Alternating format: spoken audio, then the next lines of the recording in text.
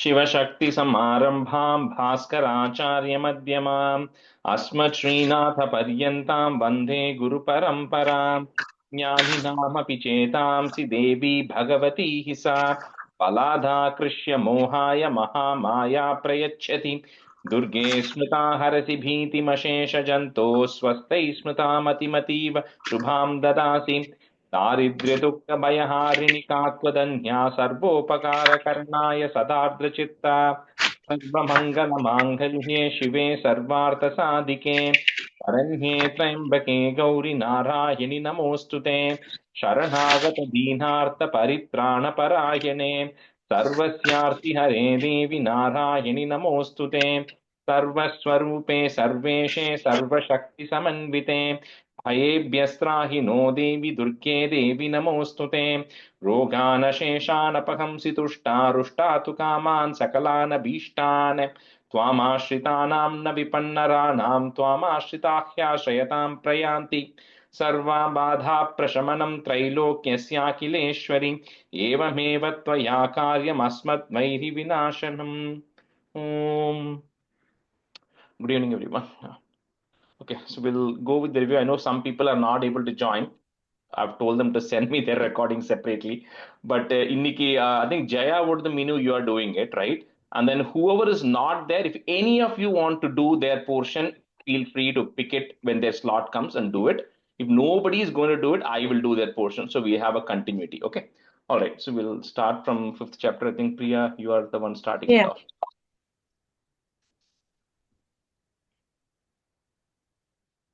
ओम क्लीं ऋषिर्वाच पुरा शुंभ निशुंभाभ्याम् असुराभ्याम् सचीपतेः त्रैलोक्यां यज्ञपाकाक्षां हृता मतपलाश्रयात्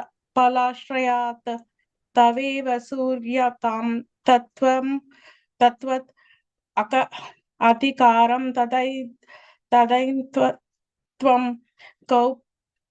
कौपेरे मत व्याम्यं च चक्राते वरुणस्य च तवेव पवनर्तिं च चक्रतुर्वह्नि कर्म च तदो देवा विनिर्दूद पृष्ठराज्या पराजिताः हरितादिकरास्त्रितयः ताभ्यां सर्वे निराकृताः महासुराभ्यां तां देवीं समरत्य पराजितां त्यास्माकं वरो तत्तु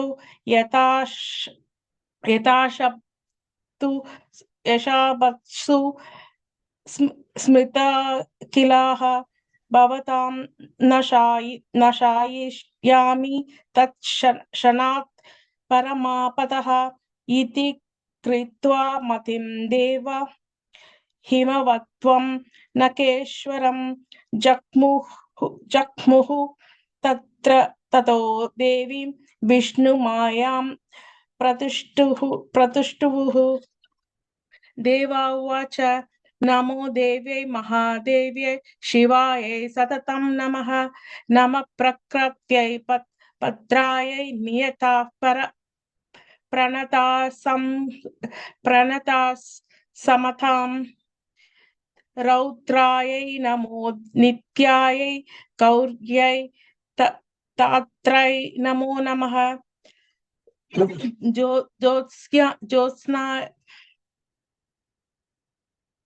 ज्योत्स्नायै सेतु रूपिण्यै सुखायै सततं नमः कल्याण्यै प्रणतां वृत्त्यायै सिद्ध्यै कुर्मो नमो नमः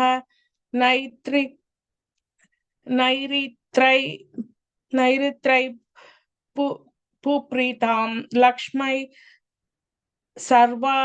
सर्वाण्यै ते नमो नमः दुर्गायै दुर्गपारायै सारायै सर्वकारिण्यै ख्यात्यै कृष्णायै धूम्रायै सततं नमः अतिसौव्यादि रौद्रायै तस्यै नमो नमः नमो जगत्प्रतिष्ठायै देव्यै कृत्यै नमो नमः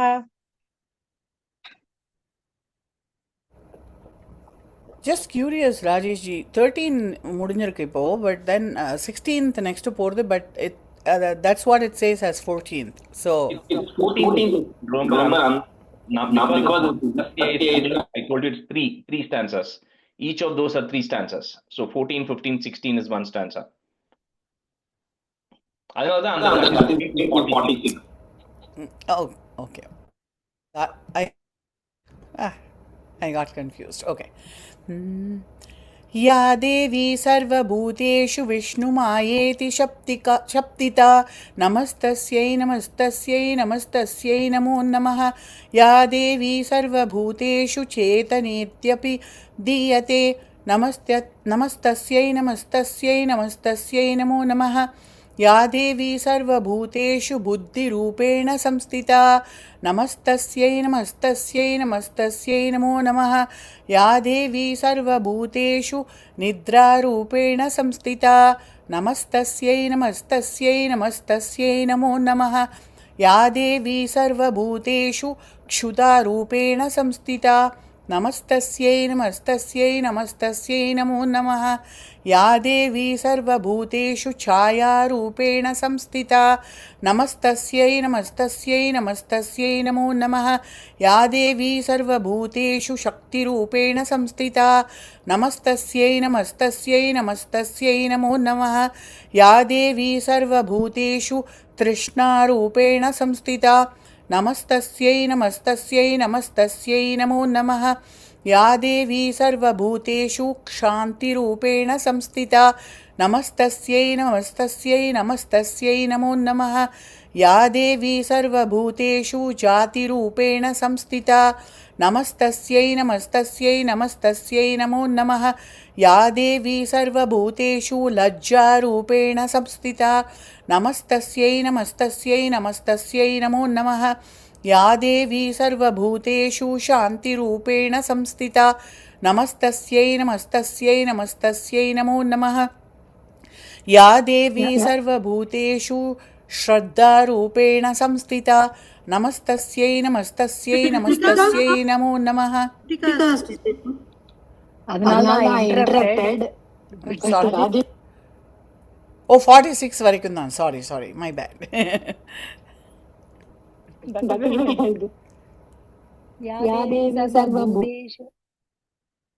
या देवी सर्वभूतेषु शान्तिरूपेण संस्थिता नमस्तस्यै नमस्तस्यै नमस्तस्यै नमो नमः या देवी सर्वभूतेषु श्रद्धारूपेण संस्थिता नमस्तस्यै नमस्तस्यै नमस्तस्यै नमो नमः या देवी सर्वभूतेषु गान्तिरूपेण संस्थिता नमस्तस्यै नमस्तस्यै नमस्तस्यै नमो नमः या देवी सर्वभूतेषु लक्ष्मीरूपेण संस्थिता नमस्तस्यै नमस्तस्यै नमस्तस्यै नमो नमः या देवी सर्वभूतेषु वृत्तिरूपेण संस्थिता नमस्तस्यै नमस्तस्यै नमस्तस्यै नमो नमः या देवी सर्वभूतेषु स्मृतिरूपेण संस्थिता नमस्तस्यै नमस्तस्यै नमस्तस्यै नमो नमः या देवी सर्वभूतेषु दयारूपेण संस्थिता नमस्तस्यै नमस्तस्यै नमस्तस्यै नमो नमः या देवी सर्वभूतेषु दुष्टिरूपेण संस्थिता नमस्तस्यै नमस्तस्यै नमस्तस्यै नमो नमः या देवी सर्वभूतेषु मातृरूपेण संस्थिता नमस्तस्यै नमस्तस्यै नमस्तस्यै नमो नमः या देवी सर्वभूतेषु प्रान्तिरूपेण संस्थिता नमस्तस्यै नमस्तस्यै नमस्तस्यै नमो नमः इन्द्रियाणाम् अधिष्ठात्री भूतानां चकिलेषु या भूतेषु सततं तस्यै व्याप्तिदेव्यै नमो नमः चितिरूपेण या कृत्स्नमेतद्व्याप्य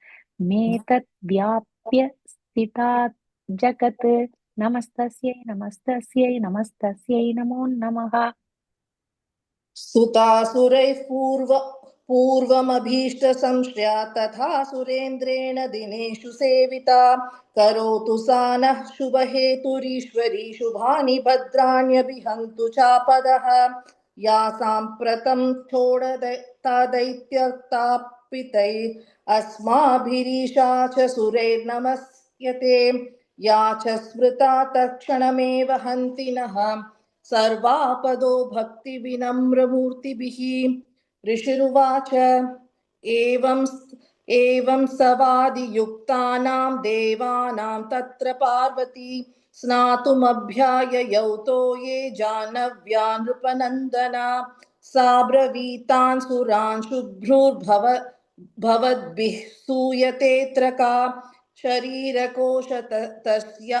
तस्यास्याः समुद्भूता ब्रवीचिवा स्तोत्रं ममैत्क्रियते शुम्भ दैत्या निराकृतैः देवैः समेतैः समरे निशुम्भेन पराजितैः शरीरकोशाद्यात् तस्याः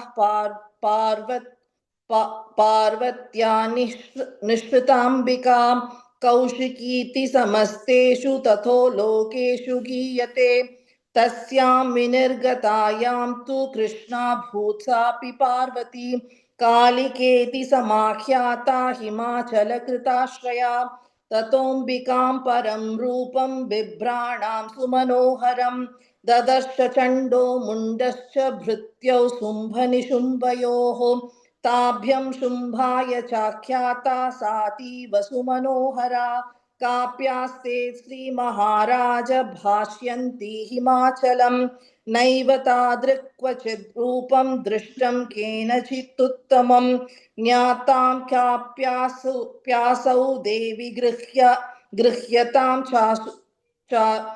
चासुरेश्वर श्रीरत्नमते चार्वाङ्गी द्योतयन्ती दिशस्त्विषा सा तु तिष्ठति दैत्येन्द्र तां भवान् द्रष्टुमर्हति. Okay, sorry, my Yani bad. Ratna. Sorry. Rajesh, I'm going to 93 to 105. Okay, Oh, somebody's you are- doing. Okay, okay. यानि रत्नानि मनयो गजाश्वादीनि वै प्रभो त्रैलोक्ये तु समस्तानि साम्प्रतं भान्ति ते गृहे ऐरावतः समानीतो गजरत्नं पुरन्दरात् पारिजाततरुश्चायं तथैवोच्छैश्रवाहयः विमानं हंससंयुक्तमेतत् तिष्ठति तेऽङ्गने रत्नभूतमिहानीतं यदासीद्वेदसोद्भुतम् निधिरेश महापद्मः समानीतो महापद्मव पद्भवद्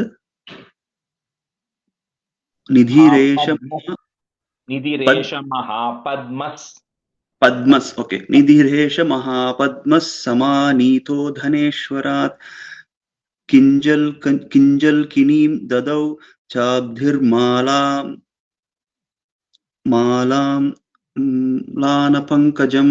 अम्लानपङ्कजं छत्रं ते वारुणं गेहे काञ्चनस्त्रावितिष्ठति तथायं स्यन्दनवरो यः पुरासीत् प्रजापतेः मृत्योरुत्क्रान्तिदा नाम शक्तिरीशत्वया हृता पाशः सलिलराजस्य भ्रातुस्तव परिग्रहे निशुम्भस्याभिजाताश्च समस्ता रत्नजातयः वह्निरपि ददौ तुभ्यमग्निशौचे च वाससि एवं दैत्येन्द्ररत्नानि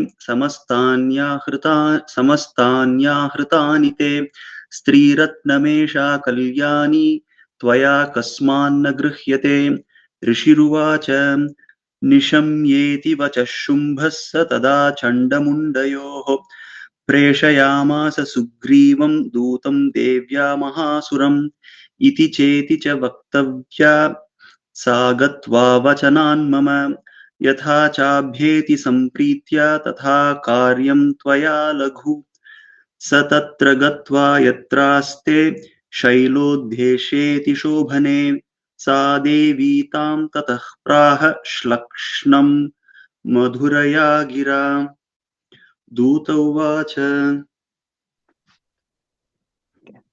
Jayashree is not here. Who wants to do Jayashree? Napanta? Should I continue? Okay. Sorry, who is doing? I can do Rajeshri.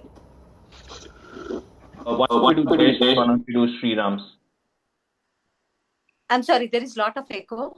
Sorry, I'm just saying one of you can do Jayashrees, one of you can do Sri Rams, which is Okay, chapter readers. I can do Jayashree maybe. Okay, Malin, ninga pannunga. Meenu or Tulsi can do the rest. One of this. Let's see who else is not there. Okay. देवी दैत्येश्वरशृम्भस्त्रैलोक्ये परमेश्वरः दूतोऽहं प्रेषितस्तेन त्वत्सकाशम् इमिहागतः अव्याहताज्ञः सर्वासु यः सदा देवयोनिषु निर्जिता किल दैत्यारिः सत्स यदाह शृणुष्व तत् मम त्रैलोक्यमखिलं मम देवावशानुगाः यज्ञभागानहं सर्वान् उपाश्रामि पृथक् पृथक् त्रैलोक्यवररत्नानि मम वश्यान्यशेषतः तथैव गजरत्नं च हृत्वा देवेन्द्रवाहनं क्षीरोधमथनोद्भूतम् अश्वरत्नं ममामरैः उच्चैश्रवः संज्ञं तत्प्रणिपत्य समर्पितं यानि चान्यानि देवेषु गन्धर्वेषु रगेषु च रत्नभूतानि भूतानि तानि मय्येव शोभने स्त्रीरत्नभूतं त्वं देवी लोके मन्यामहे वयं सा त्वम् अस्मानुपागच्छ यथो रत्नभुजो वयं मां वा ममानुजं वापि निशुम्भम् अमुरविक्रमं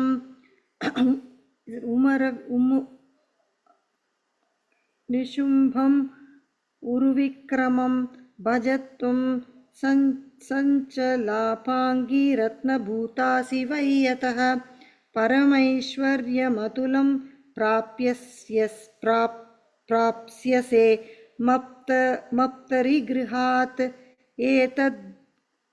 एतद्बुद्ध्या समालोच्य मत्परिग्रहतां व्रज The next one. Okay. ऋषिरुवाच इत्युक्ता सा तदा देवी गम्भीरान्दस्मिता जगौ दुर्गा भगवती भद्रा ययेदं धार्यते जगत् देव्युवाच सत्यमुक्तं त्वया नात्र मिथ्या किञ्चित् त्वयोदितं त्रैलोक्याधिपतिः शुम्भो निशुम्भश्चाभितादृशः किं त्वत्त्रयत्प्रतिज्ञातं मिथ्या तत्क्रियते कथं श्रूयतामल्पबुद्धित्वात् प्रतिज्ञाया कृताः पुरा यो मां जयति सङ्ग्रामे यो मे दर्पं व्यपोहति यो मे प्रतिबलो लोके स मे भर्ता भविष्यति तदा गच्छतु शुम्भोऽत्र निशुम्भो वा महासुरः मां जित्वा किं चिरेणात्र पाणिं गृह्णातु मे लघु दूतोवाच अवलिप्तासि मैवं त्वं देवि ब्रूहि ममाग्रदः त्रैलोक्ये कः पुमां तिष्ठेदग्रे शुम्भनिशुम्भयोः अन्येषामपि दैत्यानां सर्वे देवानवैयुधि तिष्ठन्ति सम्मुखे देवि किं पुनः स्त्री त्वमेकिका इन्द्राद्या सकला देवास्तस्तुरेषां न संयुगे शुम्भादीनां कथं तेषां स्त्री प्रयास्यसि सम्मुखं सा त्वं गच्छ मयैवोक्त पार्श्वं शुम्भनिशुम्भयोः केशाकर्षणनिर्धूत गौरवामागमिष्यसि देव्युवाच एवमेतद्बली शुम्भो निशुम्भश्चादिवीर्यवान् किं करोमि प्रतिज्ञा मे यदनालोचितः पुरा सत्वं गच्छ मयोक्तं ते यदेतत् सर्वमादृतः तदा चक्ष्वा सुरेन्द्राय सजयुक्तं करोतु तत् ॐ सत्यासन्दो यजमानस्य कामाः नमो देव्यै महादेव्यै शिवायै सततं नमः। नमः प्रकृत्यै भद्रायै नियतः प्रणदास्मतां साङ्गायै सायुधायै सपरिवारायै सर्वात्मिकायै विष्णुमायादित्रयोविंशति देवतायै नमः। ॐ षष्ठोऽध्यायः। ॐ ऋषिरोवाच इत्याकर्णवचो देव्या सदूतो मर्षपूरितः समाचष्ट समागम्य दैत्यराजाय विस्तरात्। तस्य दूतस्य तद्वाक्या मकार्ण्या सुरराततः सक्रोधः प्राह दैत्यानाम् अधिपं धूम्रलोचनम्।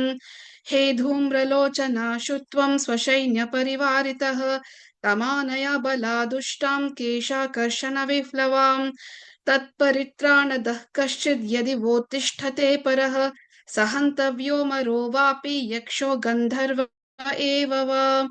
ऋषिरोवाच तेनाज्ञप्तस्ततः शीघ्रं स दैत्यो धूम्रलोचनः वृतः षष्ट्या सहस्राणाम् असुराणां द्रुतं ययो स दृष्ट्वा तां ततो देवीं तुहिनाचलसंस्थिताम् जगादोचैः प्रयाहीति मूलं शुम्भनिशुम्भयोः न चेत् प्रीत्याद्य भवति मद्भर्तारमुपैष्यति ततो बलानयं येषा केशाकर्षणविप्लवां।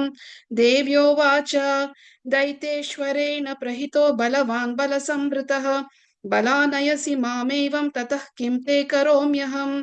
ऋषिरोवाच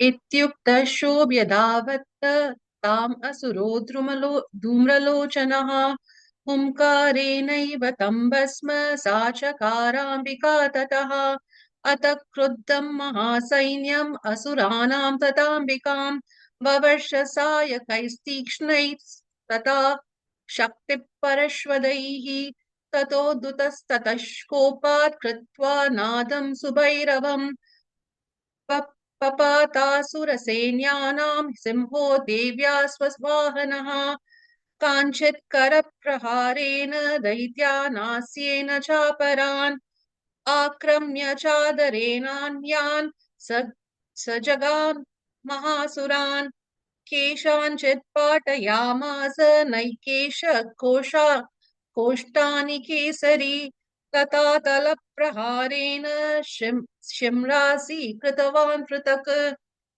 विच्छिन्न बाहुशिरसस्कृतास्तेन तथा परे पपौ च रुधिरं कोष्ठाम् अन्येषां दुतकेसरः शनेन तत्बलं सर्वं क्षयं नीतं महात्मना तेन केसरिना देव्या वाहनेनातिकोपिना श्रुत्वा तम् असुरं देव्या निहतं धूम्रलोचनं बलं च शयितं कृत्स्नं देवी केसरिना ततः शुकोपदैत्याधिपतिः शुम्भः प्रस्फुरितादरः आज्ञापयामास च तौ चण्डमुण्डो महासुरौ हे चण्ड हे मुण्ड बलैर्बहुभिः परिवारितौ तत्र गच्छत गत्वा च सा समानीयतां लघु केशेष्वाकृष्य बद्ध्वा वा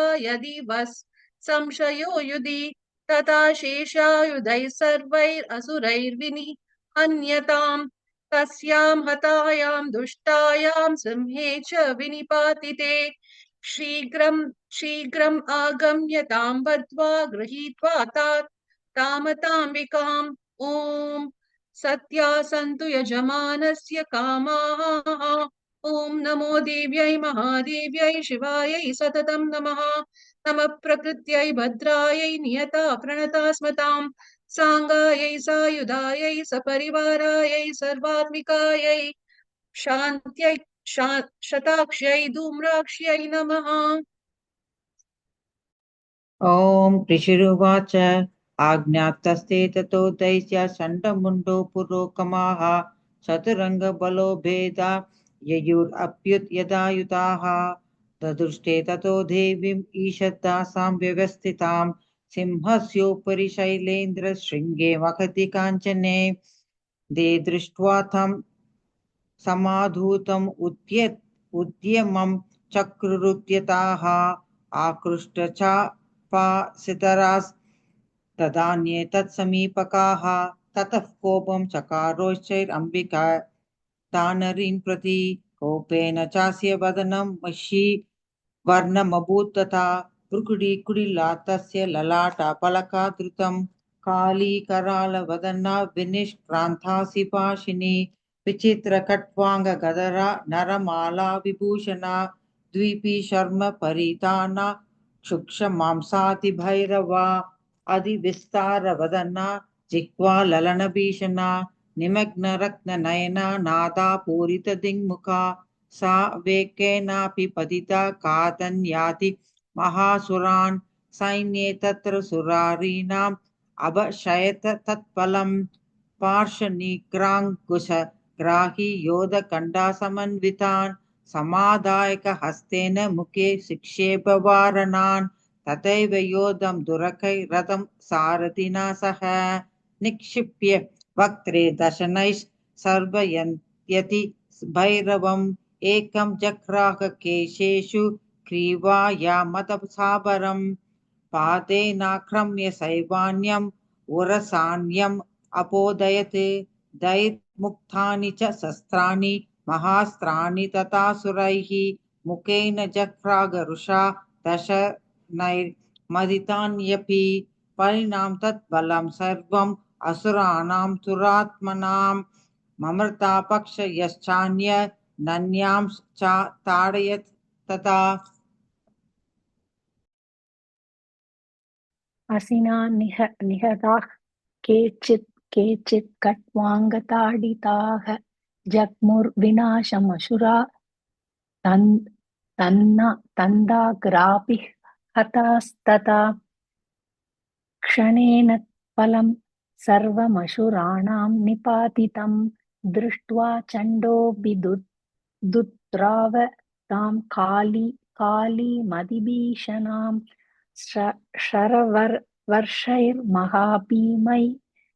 महाभीमैर्भीमाक्षिं तां महासुराः चादयामास चक्रैश्च मुण्डाः क्षुप्तैः सहस्रशः तानि चक्राण्यनेकानि विषमानानि तन्मुखं बभूर्यदार्कबिम्बानि सुबहूनि कनोदरं तदो जहा सा दृशा भीमं भैरवनादिनी काली करालवक्त्रान्दर दुर्दर्शदशनोज्ज्वला उत्थाय च महासिंहं देवी चण्डमतावत गिरिहीत्वा चास्य कोशेषु शिरस्तेनाचिनत् अथ मुण्डोऽप्य तावत्तां दृष्ट्वा चण्डं निपातितं तमप्यपादयत् भूमौ सा कट्काभिहतं रुषा हत शेषं ततः सैन्यं दृष्ट्वा चण्डं निपातितं मुण्डं च सुमहावीर्यं दिशो पेजे भयातुरं शिरश्चण्डस्य काली च गृहीत्वा मुण्डमेव च प्रसण्डाट्टाहास मिश्रामप्येत्य चण्डिकां माया तवा त्रोप हरितौ चण्डमुण्डौ महापशु युद्धयज्ञे स्वयं शुम्भं निशुम्भं च हनिष्यसि ऋषिरुवाच तावानि तौ ततो दृष्ट्वा चण्डमुण्डौ महासुरौ उवाच कालीं कल्याणी ललितं चण्डिकावचः यस्माश्चण्डं च मुण्डं च गृहीत्वा तवमुपागता चामुण्डेदि तदो लोके ख्याता देवी भविष्यसि ॐ सत्या सन्तु यजमानस्य कामाः नमो देव्यै महादेव्यै शिवायै सततं नमः। नमः परिकृत्यै भद्रायै नियतः प्रणतास्मतां शाङ्कायै सायुधायै सपरिवारै सर्वात्मिकायै कर्पूरबीजादिष्टात्रै काली चामुण्डा देव्यै नमः। ॐ ॐ ऋषिरुवाच चण्डे सनिहते दैत्ये मुण्डे च विनिपादिते बहलेषु सैन्येषु शैतेष्वसुरेश्वरः ततः कोपपराधीन सेता शुम्भपरा प्रतापवानु युद्योगं सर्वसैन्यानां दैत्यानामादिते सः अत्या सर्वबलर्दैत्या षडशीतिरुदायुधाः कम्बूनां सदुरशैतिर्निर्यान्तु स्वबलैर्वृताः कोटिवीर्याणि 50 असुराणां कुलानि वै सदं कुलानि दौम्राणां निर्गच्छन्तु ममाज्ञया कालकतौर्हृता मौर्या कालकेयास्तदासुराः युद्धाय सज्जा निर्यान्तु आज्ञया त्वरिता मम इत्या ज्ञाप्या सुरपतिः शुम्भो भैरवशासनः निर्जगाम महासैन्य सहस्रैर्बहुभिर्वृतः आयन्तं चण्डिका दृष्ट्वा तत्सैन्यमधिभीषणम् जास्वनैः पूरयामास तरणीगगनान्तरम् ततः सिंहो महानादम् अतीव कृतवान् नृप खण्डास्वनेन तन्नादम् अम्बिकासोपबृङ्गयत् तनुर्ज्या सिंहखण्डानां नादपूरिततिङ्मुखा निनादैर्भीषणैः काली जिह्वे विस्तारितानना तं निनादमुपश्रुत्य दैत्यैः सैन्यसदुद्दिशं देवी सिंहस्तदा काली सरोषैः परिवारिताः एतस्मिन्नन्तरे भूप विनाशाय सुरद्विषां भावयामरसिंहानाम् अधिवीर्यबलान्विताः ब्रह्मेश गुह विष्णूनां तदेन्द्रस्य सगत्यः शरीरोऽप्यो विनिष्क्रम्य तत्रूपै चण्डिकाम्ययगुः यस्य देवस्य यद्रूपं यदा भूषणवाहनं तत्त्वदेव हि तच्छक्तिरसुरान् योतुमाययौ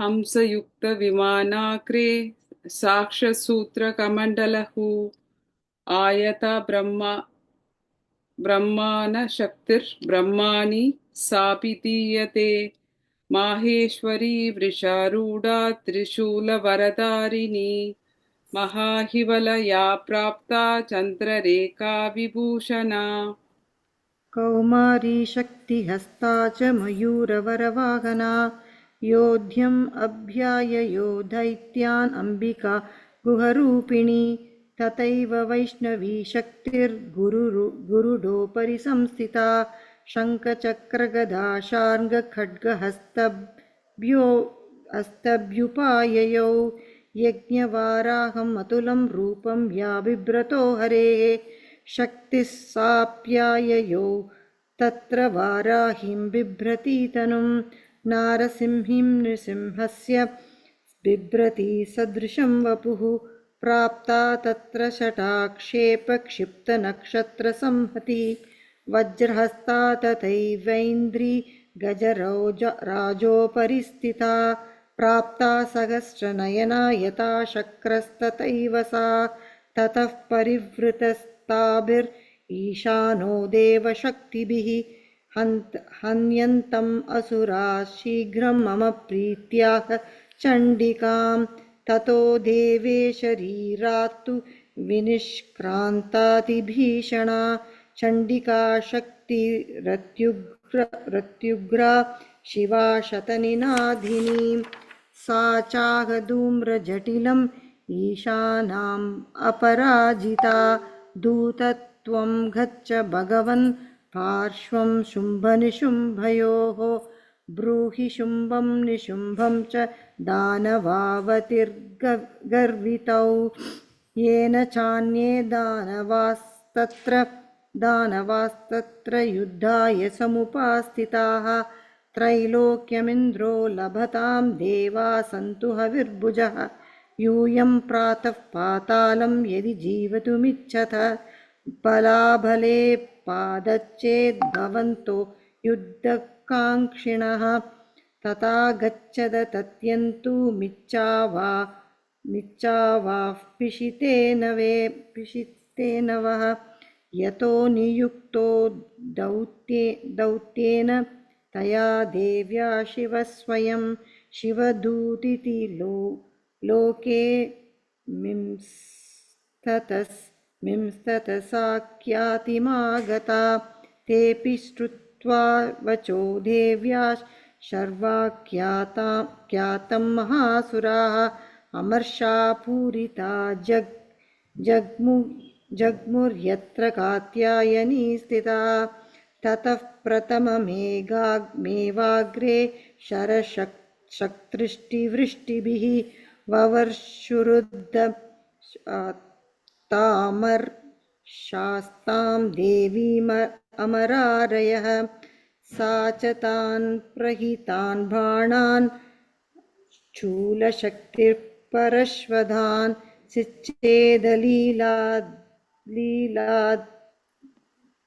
लीलाद्मात धनुर्मुक्तैर्महेषुभिः तस्याग्रतस्तथा कालीशूलपात विधारितान् खट्वाङ्गोथितां चारीन् कुर्वती व्यचरत्तदा कमण्डलु जलाक्षेप Malini, I think it ends at 32. Munjita, sorry. Okay. कमण्डलु जलाक्षेपहदवीर्यान् हदौजसः ब्रह्माणि सागरोच्छत्रून् येन स्मदावति माहेश्वरी त्रिशूलेन तदा चक्रेण वैष्णवी दैत्यान् जगान कौमारी तदा सख्यादिशोभना ऐन्द्री कुलिशपादेन सदशो दैत्यदानवाः भेदुर्विदारिताः पृथ्व्यां रुधिरौकप्रवर्षिणः दुण्डप्रहारविध्वस्ता दंष्ट्रा क्रचदवक्षसः वाराहमूर्त्या न्यपदं चक्रेण च विदारिताः नगैर्विदारितांश्चान्यान् भक्ष्यन्ति महासुरान् नारसिंही सचाराजौ नादा पूर्णदिगम्बरा चण्डाटहासैरसुराः शिवदूत्यभिदूषिताः पेदुः पृथिव्यां पतितांस्तांश्च कादात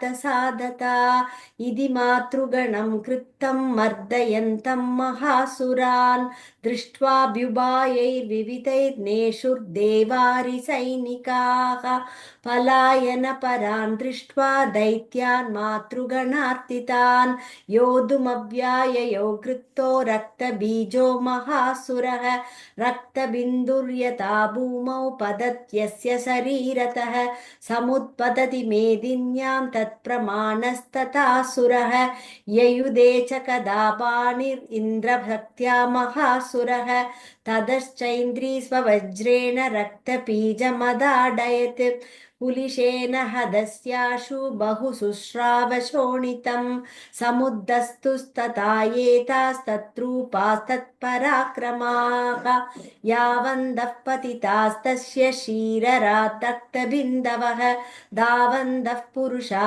जातास्तत्वीर्यफलविक्रमाः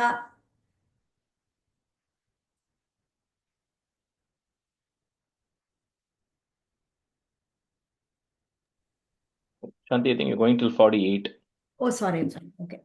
ते चाभियुयुधुस्तत्र पुरुषा रक्तसम्भवाः समं मातृभिरत्युग्रशस्त्रपादादिभीषणम् पुनश्च वज्रपादेन क्षतमस्य शिरो यथा ववाह रक्तं पुरुषास्ततो जाता सहस्रशः वैष्णवी समरे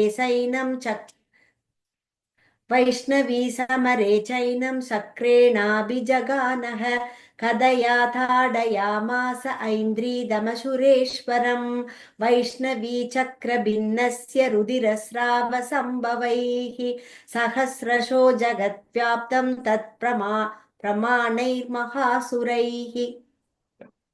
Minu, you want to go? Sure, thank you. Yeah. शक्त्या जगानकौमारी Varahi च तदासिना माहेश्वरी त्रिशूलेन रक्तबीजं महासुरं स चापि गतया दैत्यः सर्वा ये वाहनपृथक् मातृगोपसमाविष्टो रक्तबीजो महासुरः तस्याः तस्य बहुता शूलादिभिर्भुवि पपादयो वै रक्तौगस्तेन सञ्चतशोऽसुराः दैश्यासुराश्रुत् सम्भूतैरसुरैर्सकलं जगत् व्याप्तमासीत् ततो देवा भयमाजग्मुरुत्तमम् तान् विषण्णान् सुरान् दृष्ट्वा चण्डिका प्राह सत्वरा उवाच काळीं चामुण्डे विस्तीर्णं वदनं कुरु मच्छस्त्रपादसम्भूतान् रक्तबिन्दून् महासुरान् रक्तबिन्दोः प्रतीच्छत्वं वक्त्रेणानेन वेगिना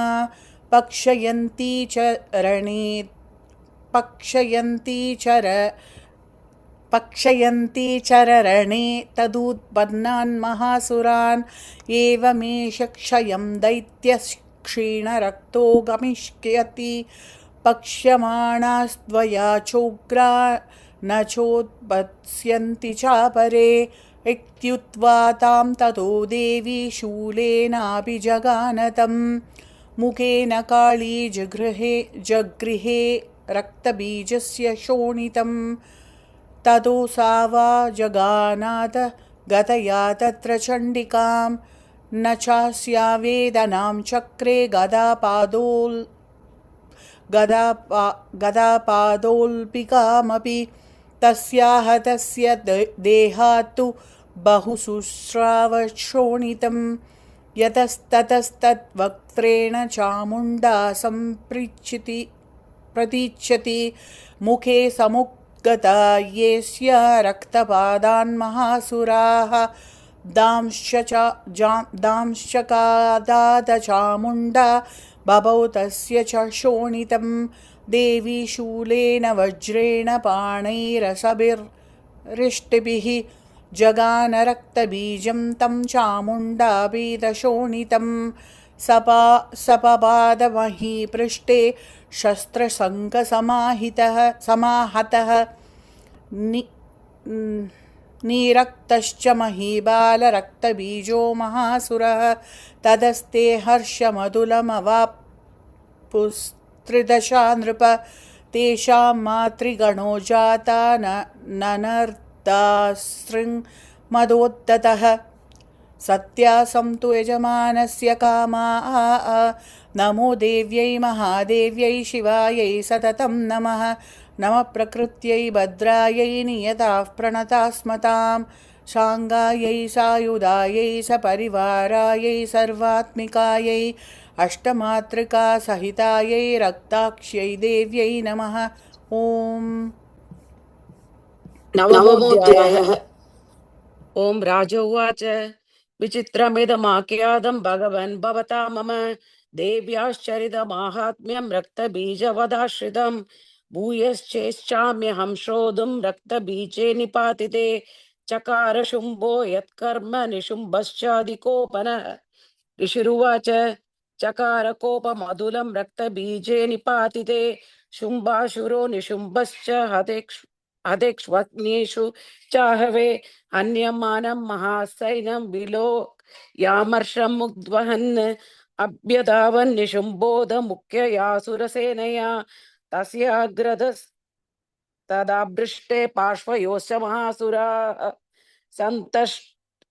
सन्तष्टौष्ट पुडाहृता हन्तुं देवीमुपाययुः अजकाम महावीर्य शुम्भो विश्वबलैर्वृतः निहन्तुं चण्डिकां कोपात् कृत्वा युद्धं तु मातृभिः तदो युक्तमदीवासी देव्या शुम्भ निशुम्भ योः शरवर्षमदीवोग्रं मेघयोरिव वर्षतोः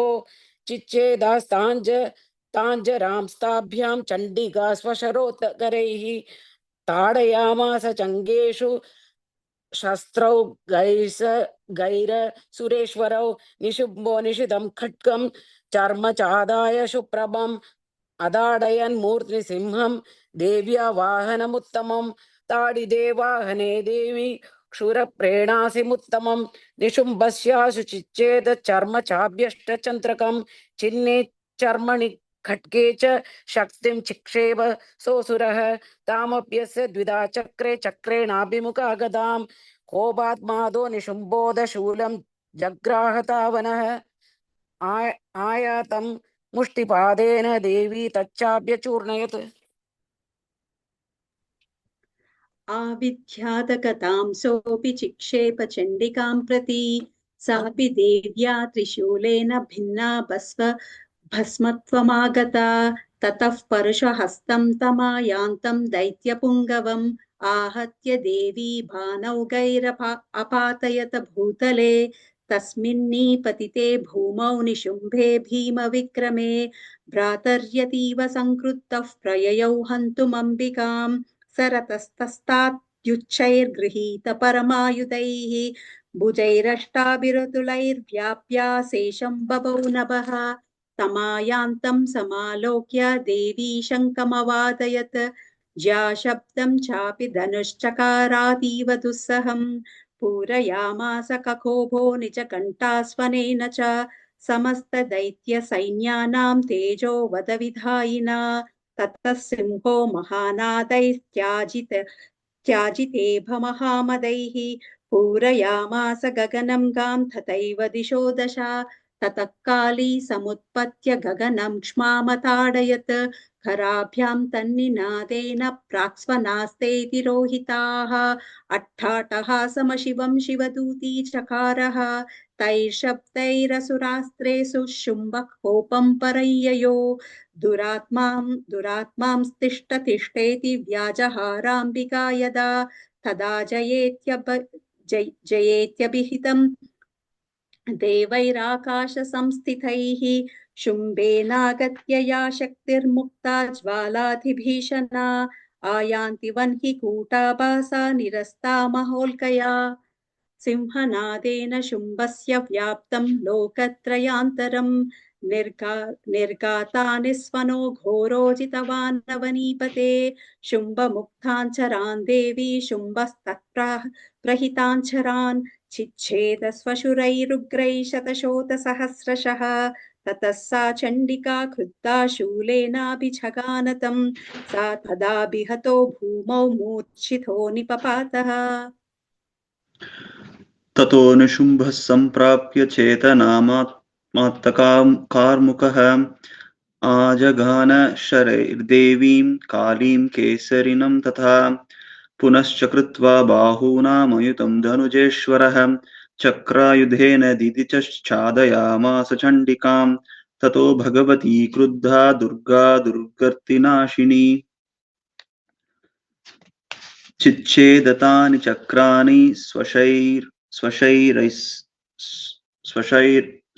स्वशरैः सायकांश्च तान् ततो निशुम्भो वेगेन गदामादाय चण्डिकाम् अभ्यधावत वैहन्तुं दैत्यसेना समावृतः तस्यापतत एवाशु गदां चिच्छेद चण्डिका खड्गेन शीतघारेण स च शूलं समाददे शूलहस्तं समायान्तं निशुम्भम् अमरार्दनं हृदि विव्याधशूलेन वेगाविद्वेन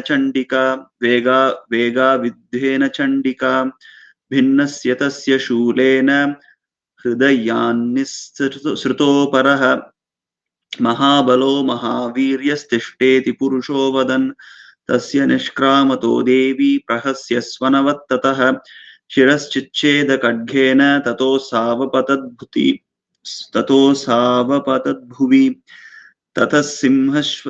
ततः सिंहश्चखादोग्रं द्रष्ट्रा क्षुण्णशिरोधरान्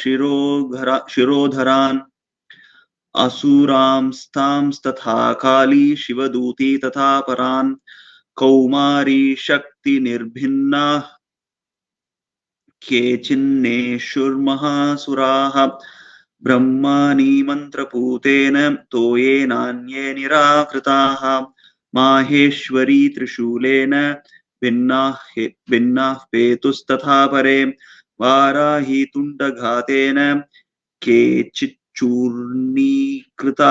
भुवि खण्डं खण्डं च चक्रेण वैष्णव्यादानवाः कृताः वज्रेण चैन्द्री हस्ताग्रविमुक्तेन तथा परे केचिद्विनेषुरसुराः केचिन्नष्टा महाहवात् भक्षिताश्चापरे काली शिवदूती मृगादिभैः ॐ सत्याः सन्तु यजमानस्य कामाः ॐ नमो देव्यै महादेव्यै शिवायै सततं नमः नमः प्रकृत्यै भद्रायै नियताः प्रणताः स्मतां साङ्गायै सायुधायै सपरिवारायै सर्वात्मिकायै वाग्भवबीजाधिष्ठात्रे श्रीमहाकाल्यै नमः ॐ